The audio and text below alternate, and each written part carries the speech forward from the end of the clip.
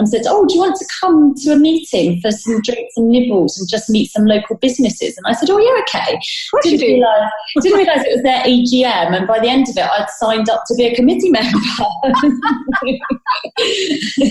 So I sort of fell into that, but actually I love it, and we've been organising events for the local businesses in the town. Brilliant.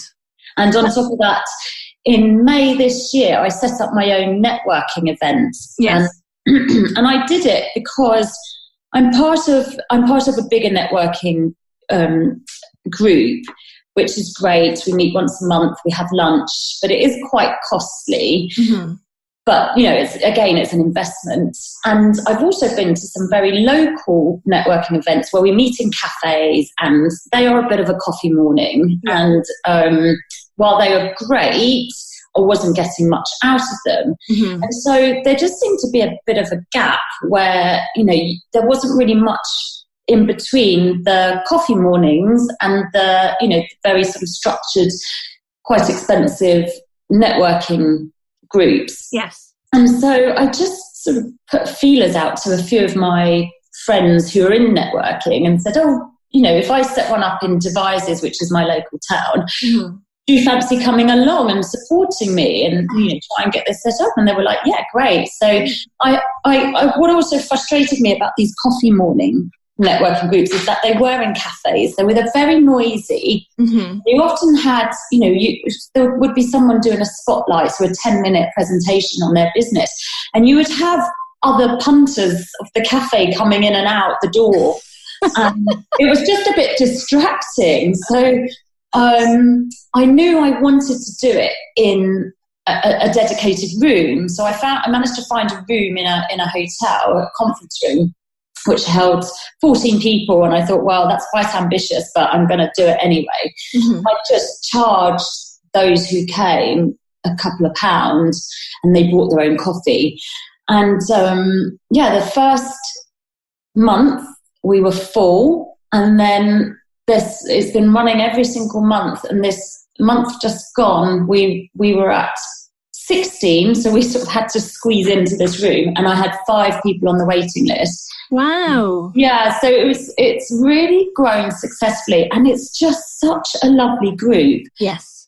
And it's, they say to me, "Oh, thank you for setting it up," but it's actually them that make the group. Yes. And we're all supporting, very supportive of each other. It's also very, it's very close knit in that, sort of anything that's discussed in the room doesn't go outside the room. But it's just brilliant. And there is a little bit of structure to it. So everyone does this. Well, wait a second. What happens is it a morning or an evening, or what way? It's a morning. So it starts at 9:30, mm-hmm. a couple of hours. We meet the second Monday of every month. Yeah. So yes, we start with the 60-second round, and then someone from the group will do a 10-20 minute spotlight. They can have as much or as little time as they want. Okay, Kerry, slow down. Okay. 60-second round. What is that? Where everyone? Oh, okay. So 60-second round is where everyone in the room stands up for 1 minute. Okay. And they sell their business. But they also make it quite clear what sort of introductions they would like to help them find more business. Okay, yeah. So, yeah, you literally have 60 seconds to do that. Stand up, tell the room who you are, what you do, and what type of clients you would like, clients or customers. So there's the 60-second round. And then, a member from the group will have done, prepared a presentation, and that could be anything about their journey to become where they are now as an entrepreneur, mm-hmm. or it could be that they want to teach the group something. We had a great one from a lady who she also works in social media, and she ran an event that was in our county, which was a big food event. It was the first time it happened, and she worked really hard on the social media to make that event effective. And so she did a great presentation on what she actually did using social media to make that event successful. So that was a great talk. That's like a learning talk then. That's really good. Yeah. And so, yes, it's a real eye-opener for everyone. But it's also, there's been lots of collaborations within the group.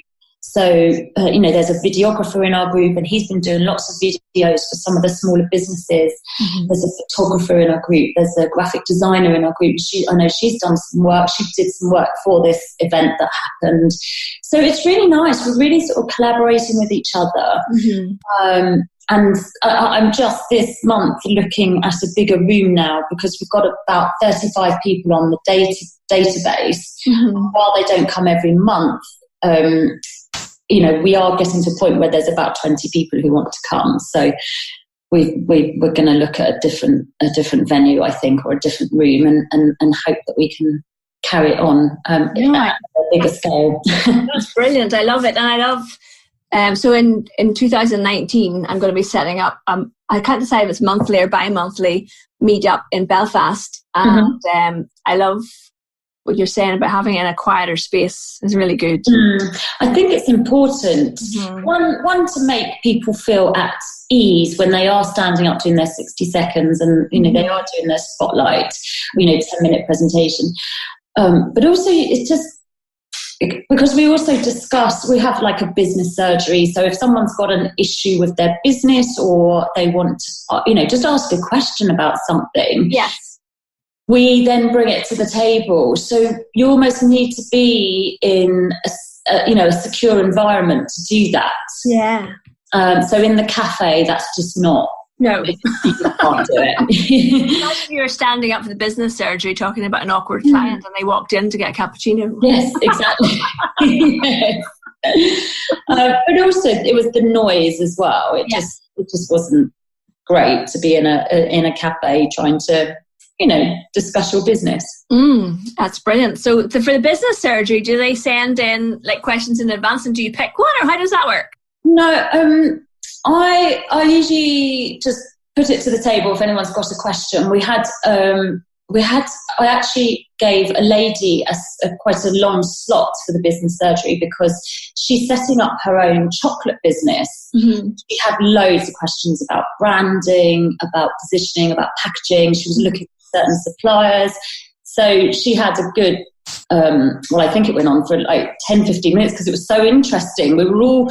we all had something to say about it. We all had some kind of contact to help her. Mm-hmm. So that was brilliant, and she found that really useful. Mm-hmm. Sometimes we don't have anything to say, so we just move on from there. I know. I think one of the earlier months, I was considering changing my business name, because it has my name in it. I wasn't sure whether I should have a completely separate business name. So I brought that to the table. So it was really interesting to hear everyone's feedback on that. Mm-hmm. So yeah, it just depends on whether someone's got a question or not, as to whether we go ahead with the business surgery. And then do you spend the rest of the time really just networking with each other? Yeah, so there's 30 minutes at the very begining networking. So when people walk in the room, I encourage them not to sit down, but to go around the room. Talking to each other. I mean, we've got to know each other quite well now anyway, but every month there's been new people, so that's great. Yeah. And then if there's time at the end, then people will stay and again have do a little bit more networking. They might swap business cards. Mm-hmm. They might put dates in the diary to meet up and have someone to have a one-to-one. Mm-hmm. Or put a date in the diary to meet up to collaborate, and then that's it. That's the 2 hours done. It's amazing how quickly it goes. Yeah. What do you call it? It's called Devices Business Club. Love it. That's brilliant. To the point. I love. You see, I think you and I are quite similar. I love setting up things of my own.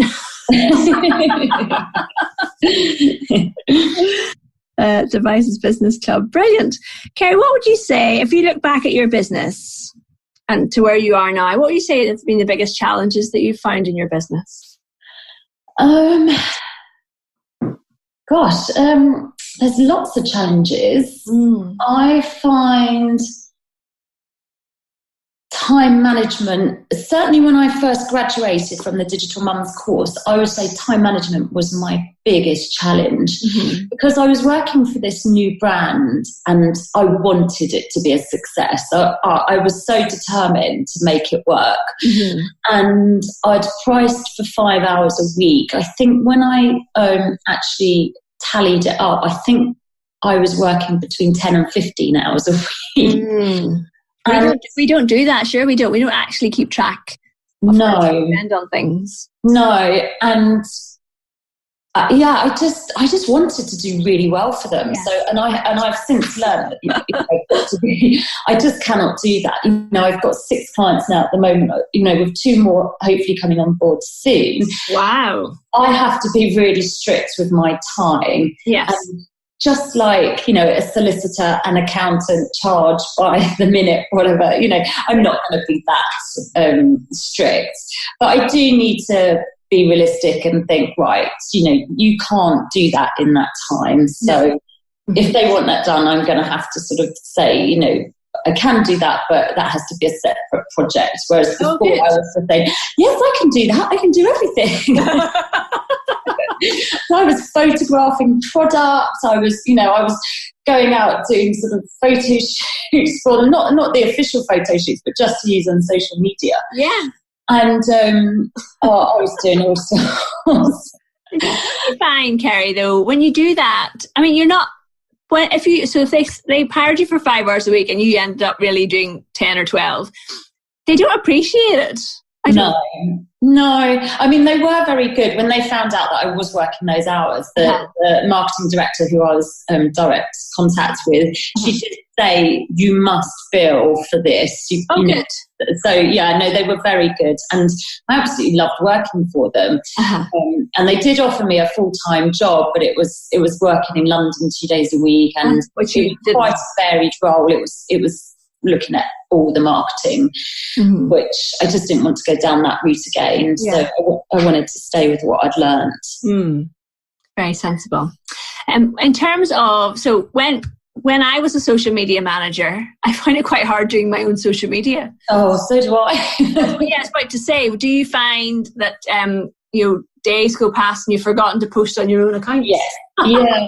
And it's interesting because the posts I put out are things like, it's really important on social media to be consistent. Make sure you're posting once a day, or if you can only post once a week, post once a week, but do it every week. Yeah. And then I look at my own social media and I think, oh dear, I am just not doing that. I'm not practicing what I preach.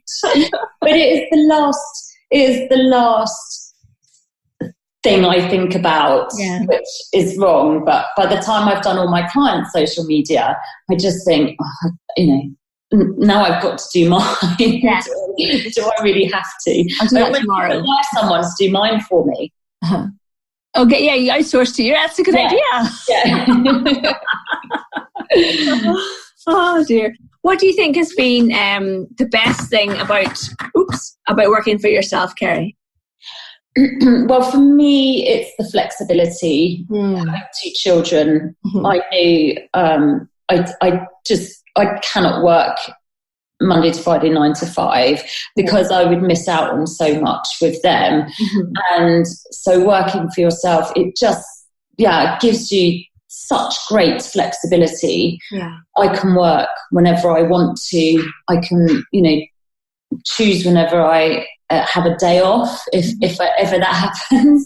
But it's things like tomorrow. My son, he's quite a good runner, so he's in a cross country race tomorrow. So I'm going to go and watch him. If I was working for in an office for another business, I would have had to book that in quite far in advance. I would have had to take the next holiday.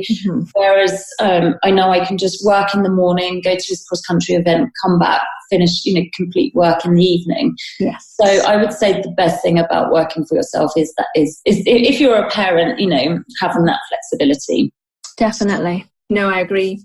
Kerry, it's been really, I loved hearing your story, because although we're in a group coaching program, I don't know that I necessarily knew all of that about you. So I really thank you. If people want to know more about you, and if they're in devices and want to know about your business club, where can they find out more about you? So my web address is kerrycoleman.social. And I'm on Facebook as kerrycoleman.social, Instagram as kerrycoleman.social, and I'm on LinkedIn as Kerry Coleman.